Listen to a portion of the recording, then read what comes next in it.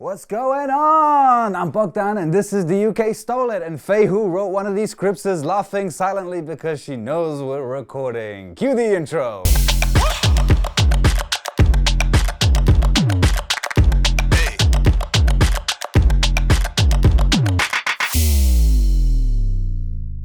And in this video, we're talking about sports! UK Stole Sports, !! by Colin Webb. So let's talk about football and skip all of this madness. Football is one of the most iconic and patriotic sports, which is revered by the nation. Of course it is. But did it originate on the British soil?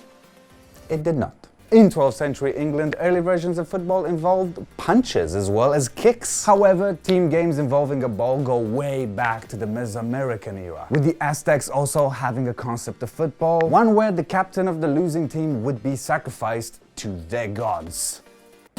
It is believed that the true origin of football comes from China, believe it or not, where a game called Cuju was played. Cuju is a game which involves kicking a ball, normally made out of leather. Sounds like football to me.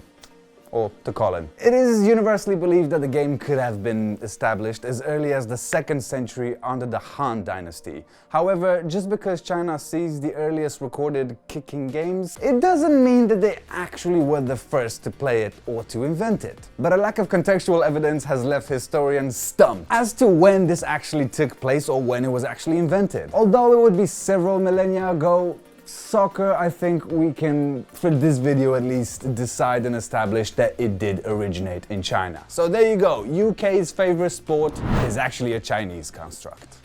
Croquet, a very British sport called croquet that I'm literally just learning about. So if this all sounds weird to you, you're in good company. The game of croquet seems like an upper-class sport. Maybe that's why I never heard about it. In Alice in Wonderland, we see this game being played by the Queen of Hearts and her court. However, it was Ireland who is believed to have played the first game of croquet in 1850, so it's not that old of a game. The word croquet is a French word, obviously, and is believed to be derived from the 17th century French game Polo, like the cigarette, but it means something else. I think Polo in Latin actually means hammer and ball or something like that. Turns out that here in Britain we play a lot of this game whose name I can never pronounce correctly, so I'm just gonna stop abruptly right now. And we play it a lot in our backyards, and sometimes questions arise about its origins. A lot of questions that don't really help us in life, but here are just some of them. Where was it invented? How did it even start? Well, I really need to get to the bottom of this because I have nothing else to do today. Croquet was first played with hoops made of willow rods and mallets made from broomsticks. It was in 1851 that it was introduced in England and it started being mass played and manufactured. So I guess it was 1864 when the game actually became a bit of a staple here in the UK. And the first ever documentation of croquet is a set of rules written by Isaac Spratt in November of 1856 in London. One thing is certain, it is not originally British. So if you are one of these people who loves this game and sees it as part of your rich heritage, well, you've been wrong your entire life. Any horse fans in the area, drop a like on this video because that is another typical British thing that we like to do and place bets on. Horse racing! Shops like Ladbrokers, William Hill, Jennings Bets and all of these places, they all have a very big interest in horse racing bets. But where did actual horse racing begin? Serious question. Much like with everything, it was most likely the Romans. The Romans organized actual horse races around the year 200 AD during the height of the Roman Empire. But when we talk about Britain, the first ever recorded instance of horse racing was all the way back in the 12th century in 1174 under the reign of Henry II. In 1605 though, however, King James I stumbled upon the little village of Newmarket in the county of Suffolk, which already had a bit of a tradition of unorganized amateur horse racing. And James I, bless him, was so taken with the sport that he immersed himself so deeply in the racing culture that he actually got reprimanded by Parliament to spend more time on running the country. He kind of gave up running the country to horse race. This sounds like modern politics to me. Later on, in 1740, Parliament attempted to put a dampener on the flourishing new industry of what was British horse racing, introducing an act. This act tried to restrain and prevent the rising interest in the sport because people were getting a little bit too immersed into it. But as one can easily imagine, that act fell on deaf ears because no one really gave a shit. Naturally, ever since, it has remained a staple of British sport, which turns out actually originated from the Romans. So there you go, another household classic, not a British household classic. Cricket now. Cricket is a bit of a grey area, at least in my opinion. That's kind of how I figured it out. It did originate in Britain, but not really.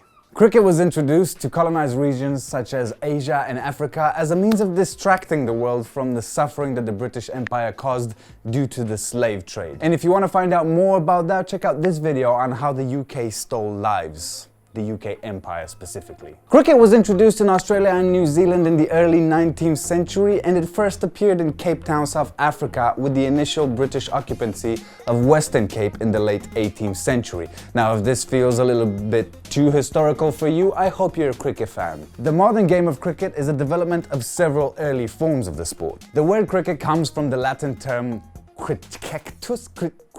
I'm putting it on the screen, I'm not even going to attempt. And that means circle of players or ring of players. The earliest recorded match of cricket was played at St Andrew's Church in Holborn, London, all the way back in 1711. This was a charity game between two teams composed of employees of the Guinness family business. But the only important question here is, when did cricket actually become a national sport in England? Well, it was down all the way back in the 18th century in the southeast part of England, where it became the national sport before spreading internationally through the 19th and 20th century. International matches have been played since 1844, while Test cricket began in 1877 when it was officially recognized. And what that is, I'm not gonna bore you with. But there we go. This is actually one sport that does kind of originate in England, but not in England per se.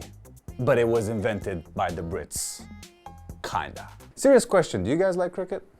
Like, you do? Shit. For all those of you who are a fan of horses or have your own horses, well, we're gonna talk about polo now, so hopefully I've regained your interest. Polo, a game of Central Asian origin, first played in Persia, what is now Iran, somewhere around the 6th century before Christ. Polo was at first a form of training for cavalry units and for soldiers and for elite king's guards. From Persia, the game then spread to the wider Arabia and then to Tibet. It then moved on to China and Japan, and the death of a favorite relative in the game prompted Emperor Apo-Chi to order the beheading of all surviving players.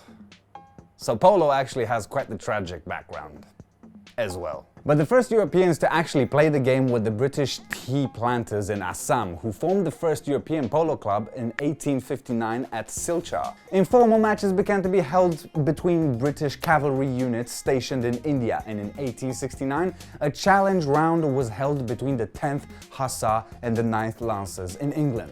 Is this a bit too much history overall though? Maybe. So we'll leave it here for now, as long as we made our point. Amongst the things that the UK has stolen from the rest of the world, this is one of the actual exceptions. Kind of. But hey, if you think I'm being biased, then just wait for the videos in which we tell you all about the things that the UK gave back to the rest of the world, because you will be impressed. In the meantime though, don't forget to subscribe to this channel by pressing the sub button and the bell thing to get an update when we upload something new, and also check the social media links down below to see other forms of these videos, either shorter or extra content. Either way, I'll see you in the next one. Laters!